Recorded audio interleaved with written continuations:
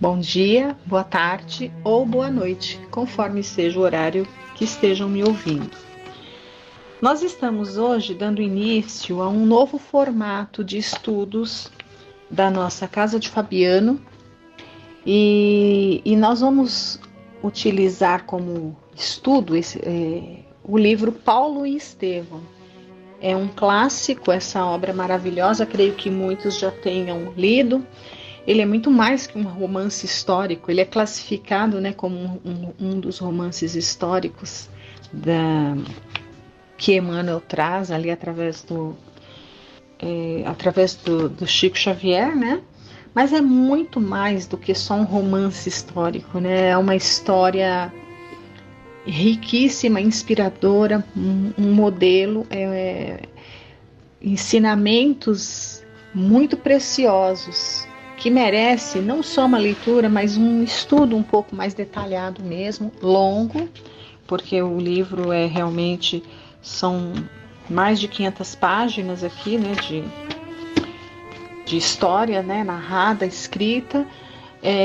Então, mais do que a leitura, a proposta é que a gente procure se aprofundar mais no que Emmanuel traz para nós, porque realmente é um livro que, além de uma história belíssima, que é o que mais nos envolve, a história em si, né?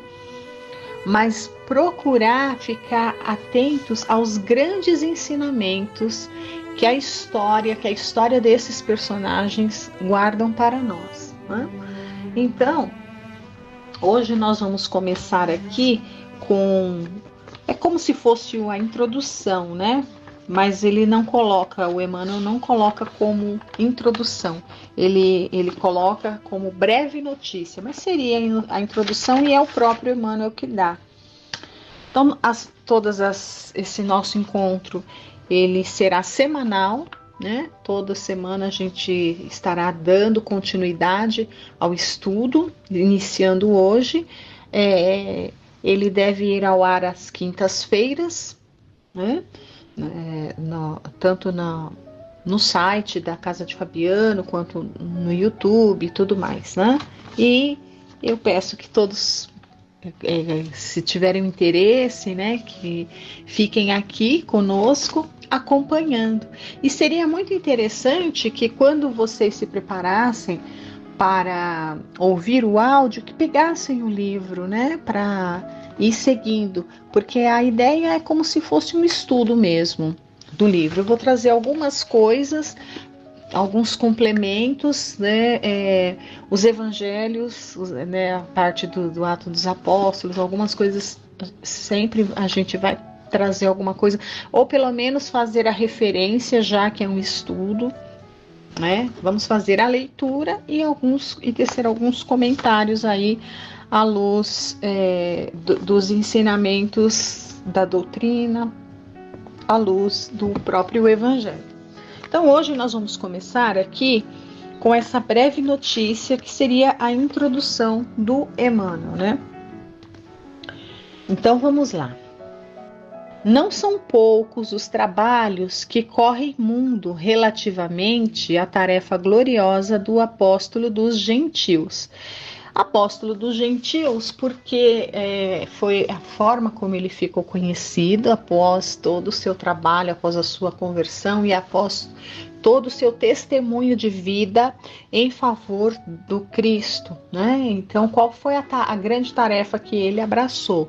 Levar para os gentios. Quem eram os gentios? Os gentios eram aqueles povos não judeus que não acreditavam num Deus único. Então, a primeira revelação veio através de Moisés para os judeus, que eram o único povo naquela época que acreditavam, né, na ideia de um Deus único. Deus, o nosso Criador, nosso Pai Criador. Então, os judeus eram os únicos povos que eram o único povo que tinha essa compreensão. Por isso que a primeira revelação veio através de Moisés ali para os judeus. A segunda revelação, que foi a vinda do próprio Cristo, que poderia ter nascido em qualquer lugar, né? O Cristo poderia ter nascido em qualquer lugar, a sua grandeza não seria embaçada, né? O seu brilho, a sua luz não seria ofuscado em qualquer... Poderia. Mas por que ele também nasceu entre os judeus? Porque também, ainda na época da segunda revelação, também ainda eram apenas os judeus que tinham a ideia de um Deus único. E se Jesus é o Filho unigênito, ou seja, se Jesus é o Espírito que mais representa Deus para nós, né, é o Espírito que tem a maior intimidade com Deus que nós conhecemos, é Jesus, e a nossa salvação está, né, está em nos aproximarmos de Deus, em praticarmos a lei de Deus. Então nós temos que, né, para nós nos aproximarmos de Deus e estarmos de acordo com as leis de Deus, nós precisamos ter um mestre que o conhece e que conhece as suas leis. No caso, Jesus. Então, ele teria que vir também entre os judeus, que na época também era o único povo que acreditava no Deus único, em Deus, né? Por isso ele veio. Mas ali, durante o período em que Jesus estava aqui, já se cogitava da ideia de que essa ideia do Deus único, ela teria que se expandir. Alguns romanos que eram, a gente pode dizer que os romanos eram também, eram aqueles povos que acreditavam em vários deuses, né? É só a gente perceber, né, a mitologia romana, a mitologia grega, eles acreditavam em vários deuses, mas muitos romanos se converteram ao cristianismo. Por quê? Né? Porque os romanos, eles estavam ali, eles dominavam aquela região onde Jesus vivia. Então, aqueles romanos que tiveram a oportunidade de ter um contato e que estavam ali preparados, que tiveram seu coração tocado para isso, eles se converteram. Um grande exemplo, a Lívia, né? A Lívia do livro Há 2000 anos, era uma romana convertida ao cristianismo. E temos vários, nesses romances do Emmanuel, tem vários outros ali, personagens, né? Tem a Célia nos 50 anos depois. Então, assim, são vários os exemplos de povos cujas suas crenças raiz eram em vários deuses, mas ao contato com os cristãos, né, com as ideias cristãs, se identificaram de maneira tal que se converteram ao cristianismo e à ideia de um Deus único, né? Então, quando a gente fala aqui que o Paulo é o apóstolo dos gentios, é porque ele foi um desses que da do Cristo assumiu essa grande tarefa. Essa foi a grande tarefa da sua existência, né, da sua existência como Paulo, né, foi realmente fundar igrejas, converter, levar para povos das mais diversas crenças, ou povos, né, que acreditavam em deuses diversos, ou até aqueles que talvez nem acreditassem em nada. Ele conseguiu levar a ideia de um Deus único, fundando em cada lugar que ele passava, fundando uma igreja, né? Tem um professor espírita chamado Severino Celestino, ele é da Paraíba, ele é um professor especialista em línguas antigas, está sempre ali na Mansão do Caminho respondendo. Ele tem um trabalho bem interessante, né? Ele é um profundo conhecedor da Bíblia, é um palestrante espírita, e ele, nos seus estudos ali, ele nos conta que dentro dessa tarefa que Paulo abraçou de levar a ideia de um Deus único e do cristianismo para os gentios, né? Nessa tarefa, ele andou a pé. Ele andou mais de 12 mil quilômetros. Gente, é muita coisa. Ele fez tudo isso a pé. Né? Então, ele dedicou a sua vida. A gente vai perceber que tem aqui um antes e um depois, né? Mas nessa guinada em que ele, após a estrada de Damasco ali, ele realmente não perde tempo. E ele vive assim. Ele dá um salto muito gigante na sua evolução, porque ele faz muita coisa, né? Ele trabalha demais, ele faz muita coisa mesmo nessa tarefa de divulgação do cristianismo entre os gentios, né? Por isso que ele é o apóstolo dos gentios. Então vamos lá, continuando a leitura. É justo, pois, esperarmos a interrogativa. Por que mais um livro sobre Paulo de Tarso? Sim, porque são muitos, né? Ele é um personagem realmente, se a gente for ver aí, ele é bem biografado. Não só dentro, acho que dentro da doutrina eu conheço esse, né? Mas assim, fora da doutrina, biografia geral aí, né? Muito se fala sobre Paulo de Tarso. Então o Emmanuel diz, por que mais um livro sobre Paulo de Tarso? Homenagem ao grande trabalhador do Evangelho ou informações mais detalhadas de sua vida? Né? Então ele lança essa questão, por que mais um livro? E ele vai responder o porquê deste livro, né? Quanto à primeira hipótese, que é uma homenagem a um trabalhador do Evangelho, seria essa, né? Então, quanto à primeira hipótese, somos dos primeiros a reconhecer que o convertido de Damasco não necessita de nossas mesquinhas homenagens. Então, aqui o Emmanuel já está dando a dizer o seguinte, é um espírito de uma condição tal já que ele não precisa de homenagem nenhuma, né? Ele não precisa disso. E aí, com relação ao segundo ponto que ele coloca, né?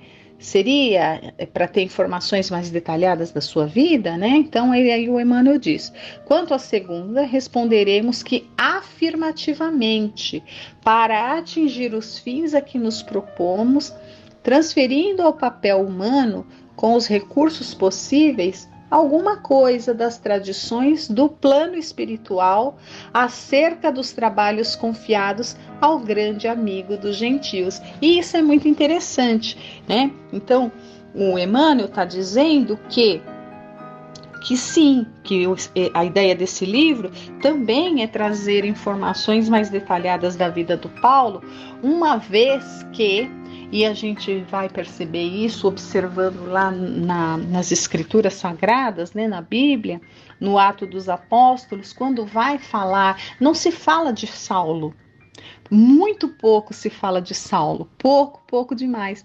Por exemplo, lá no Atos dos Apóstolos, quando vai tratar da morte de Estevão, né? Não fala que foi Saulo, melhor dizendo, Saulo, né?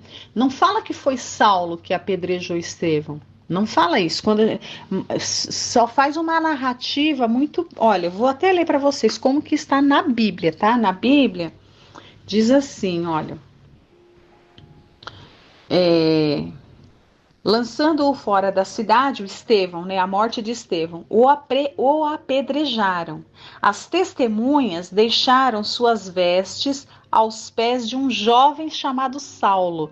Mas até antes, né, você pega aqui o ato dos apóstolos, nenhum momento fala de Saulo, só fala, nesse momento aparece a palavra Saulo. Olha, as testemunhas deixaram suas vestes aos pés de um jovem chamado Saulo e apedrejavam Estevão, que invocava e dizia, Senhor Jesus, recebe o meu espírito.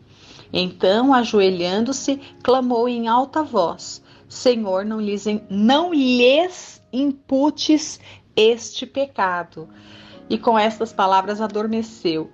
E Saulo consentia na sua morte. Isso é muito interessante, esse versículo, é importante a gente dar uma olhada nesses versículos, aqui em Atos dos Apóstolos, no capítulo 7, os versículos de 58 até os 60, né? Então, olha, Senhor, o Estevão, quando está desencarnando, ele diz assim: Senhor, não lhes imputes este pecado, dando a entender que Estevão está pedindo, assim como Jesus, né, quando está expirando na cruz, diz: Pai, perdoa-lhes, eles não sabem o que fazem, né?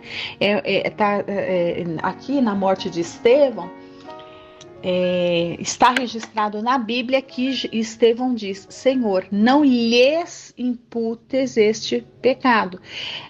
Ou seja, está querendo dizer aquelas pessoas que estão lá, mas na verdade, aqui no livro, nós vamos ver que ele se dirige a Saulo. Não lhe impute, porque quem mandou apedrejar, esbofeteou e tudo mais, foi Saulo.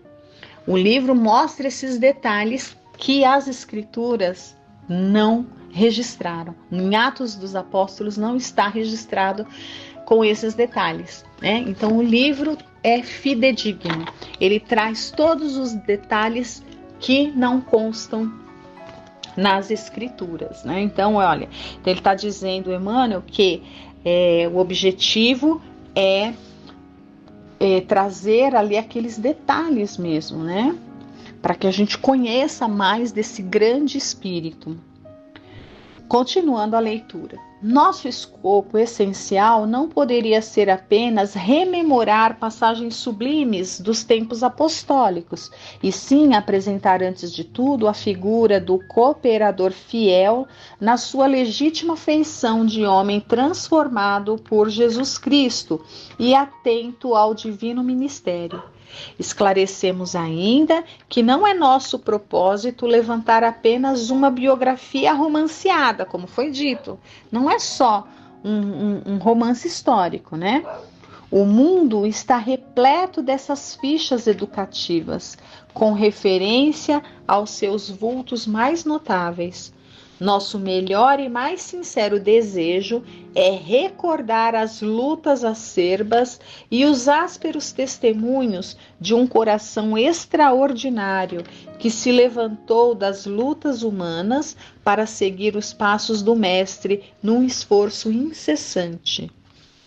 As igrejas, isso aqui é bem interessante o que o Emmanuel vai dizer. Olha, as igrejas, né, no sentido de as religiões tradicionais ali, e a gente sabe que Paulo é um ícone, né, dentro do catolicismo, né, São Paulo é até o nome da nossa cidade. Olha, as igrejas amornecidas da atualidade e os falsos desejos dos crentes nos diversos setores do cristianismo justificam nossas intenções. Então, por que é necessário esse livro para nos falar desse Paulo, esse homem que conseguiu se transformar, que conseguiu ser um exemplo, assim, um dos exemplos mais contundentes da possibilidade da reforma íntima na própria encarnação. Difícil isso, né? A gente sabe que o espírito vai evoluindo, mas ele precisa de quantas e quantas e quantas encarnações ali para conseguir construir um valor, conseguir desenvolver uma virtude. Então Paulo nos mostra que isso é possível, né, na própria encarnação. Ele se transformou, tanto que ele fala muito, né, na morte do homem velho, nascimento do homem novo, tanto que até o nome mudou, porque não fazia sentido ele continuar com aquela personalidade, porque é uma outra personalidade, ele virou uma outra pessoa, né? Então quem via Saulo não reconhece Paulo, com uma característica, sim, que ele conservou. Qual era essa característica que ele tinha como Saulo? Porque afinal de contas é a mesma personalidade, né? É o que era a energia com que ele defendia lá um ideal.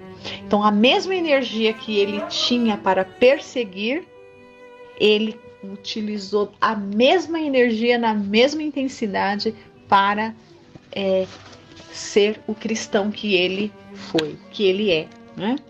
Então, o que o Emmanuel está dizendo aqui, que as igrejas amornecidas, né? O que são essas igrejas amornecidas? Que acredita que um milagre aconteceu em Damasco, né? Que não teve, foi um milagre, foi tocado no coração, coisa assim, minimiza todo esse gigante, esse trabalho hercúleo de reforma íntima. Né? Então só acha que houve uma conversão porque já estava preparado, enfim, né? Uma coisa assim muito morna e muito superficial. Então por isso que a necessidade desse livro para mostrar que não é assim, né? Essa imagem que passam muito superficial de Paulo é muito além, vai muito além, né? Então, olha, nos diversos setores do cristianismo, né, essas igrejas amornecidas e os falsos desejos dos crentes, que às vezes por que falsos desejos? É muito mais fácil acreditar ali que o milagre se operou do que pegá-lo como um modelo para nós de vencer-se a si mesmo, né? Olha aqui. Em toda parte há tendências à ociosidade do espírito e à manifestação de menor esforço. E aqui o que me chama a atenção, lá no Evangelho segundo o Espiritismo, no capítulo 6, o Cristo Consolador, a última mensagem do Espírito da Verdade, ele fala sobre o devotamento e a abnegação. Então, o que a gente percebe aqui? O que o Emmanuel está dizendo, né? Que a gente vive uma sociedade em que, assim, toda parte temos uma tendência à ociosidade, né? E manifestações de menor esforço. A gente não quer se comprometer, queremos ficar aí na zona de conforto, não queremos nos dedicar. E o que o Espírito da Verdade nos fala, né? Ele fala o seguinte, olha, o devotamento e a abnegação são uma prece contínua e encerram um profundo ensinamento. A sabedoria humana reside nessas duas palavras, devotamento e abnegação. Então, o devotamento, ele se opõe a essa ociosidade que o Emmanuel diz aqui, né? A essas manifestações de menor esforço que o Emmanuel diz aqui. O devotamento foi o sentimento mesmo a que Paulo se entregou. Foi um devotamento tal que ele praticamente é como se fosse uma outra pessoa, com a mesma energia, né? Como foi dito. Então, olha, muitos discípulos disputam as prerrogativas de Estado, enquanto outros, distanciados voluntariamente do trabalho justo, suplicam a proteção sobrenatural do céu. Templos e devotos entregam-se gostosamente a situações acomodatícias, preferindo as dominações e regalos de ordem material. Observando esse panorama sentimental, é útil recordarmos a figura inesquecível do apóstolo generoso. Então, sempre lembrar do Paulo como esse exemplo mesmo de dedicação, de sacrifício, de devotamento, né? Então, e de abnegação, ele conseguiu compreender as recomendações de Jesus, né? Muitos comentaram a vida de Paulo, mas quando não lhe atribuíram certos títulos de favor gratuitos do céu, apresentavam-no como um fanático de coração ressequido. Para uns, ele foi um santo por predestinação, a quem Jesus apareceu numa operação mecânica da graça. Para outros, foi um espírito arbitrário, absorvente e ríspido, inclinado a combater os companheiros com vaidade quase cruel. Então, aqui, né, as duas faces ali dele. Então, para uns ele é Saulo, para outros ele é Paulo, para uns essa transformação ali foi um milagre porque ele já era predestinado, um santo, né?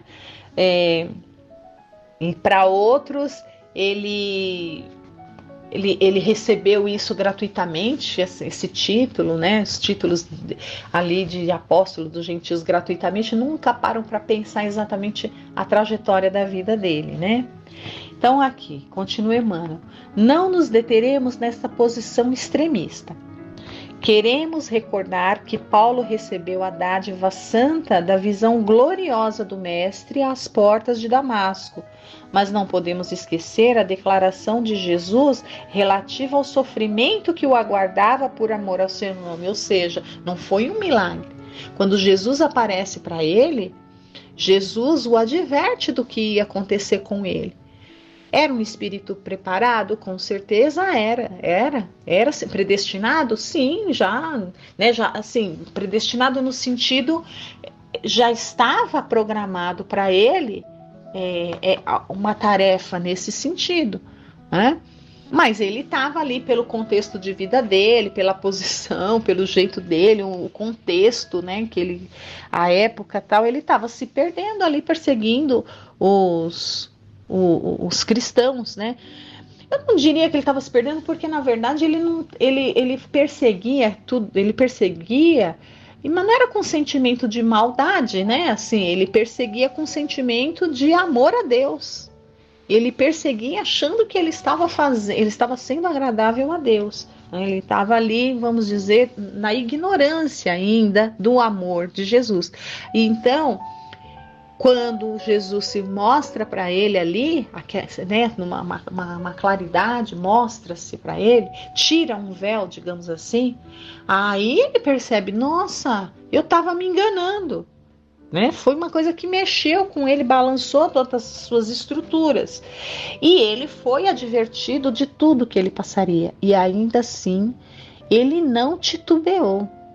Né? Ele se submeteu imediatamente. Senhor, que queres que eu faça? E fez tudo aquilo que o mestre queria que ele fizesse, né? Com louvor. Então não foi um milagre, não foi nada disso. Ele, né, a partir do momento que ele tirou a venda dos olhos, podemos dizer assim, tirou a venda dos olhos, ele não titubeou, né? Olha, certo é que o inovidável tecelão trazia o seu ministério divino. Mas quem estará no mundo sem o ministério de Deus, né? Então, quem de nós não tem uma tarefa a cumprir? Tudo bem que a dele era uma missão, mas quem de nós? É só a questão da gente olhar, né? Ter o momento certo de perceber o chamado. Ele percebeu o chamado ali às portas de Damasco, no momento dele. Mas todos nós somos chamados, é mais ou menos isso que o Emmanuel vai dizer aqui, ó. Olha, mas quem estará no mundo sem o ministério de Deus? Muita gente dirá que desconhece a própria tarefa, que é insciente a tal respeito, mas nós poderemos responder que, além da ignorância, há desatenção e muito capricho pernicioso. Então, às vezes, a gente que não quer enxergar o que é que a gente precisa fazer, né? Os mais exigentes advertirão que Paulo recebeu um apelo direto, mas, na verdade, todos os homens menos rudes têm a sua convocação pessoal ao serviço do Cristo, ou seja, sempre vai chegar o nosso momento, né? As formas podem variar, mas a essência ao apelo é sempre a mesma. O convite ao ministério chega, às vezes, de maneira sutil e inesperadamente. A maioria, porém, resiste ao chamado generoso do Senhor. Ora, Jesus não é um mestre de violências, e se a figura de Paulo avulta muito mais aos nossos olhos, é que ele ouviu, negou-se a si mesmo, arrependeu-se, tomou a cruz e seguiu o Cristo até o fim de suas tarefas materiais. E assim, meus amigos, nós vamos encerrando por hoje o estudo e retomaremos a semana que vem, né? Percebendo o quê? Não foi só um chamado, né? Ele fez tudo que precisava ser feito. Que queres que eu faça? né? Então o que ele fez? Ele arrependeu-se, tomou a sua cruz e seguiu o Cristo até o fim de suas tarefas materiais.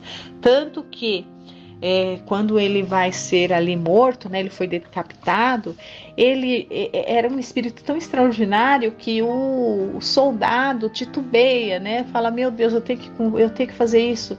E ele diz assim, eu já tô dando spoiler, né? Cumpre com a sua tarefa porque eu já cumpri com a minha. E ele cumpriu mesmo. Né? Então, o espírito que soube o momento, ele cumpriu, ele fez tudo que tinha que ser feito. E assim, a gente continua na próxima semana. Que vocês tenham uma excelente semana e que possam gostar e aproveitar bastante desse estudo que vai ser muito rico. Muito obrigada, fiquem com Deus.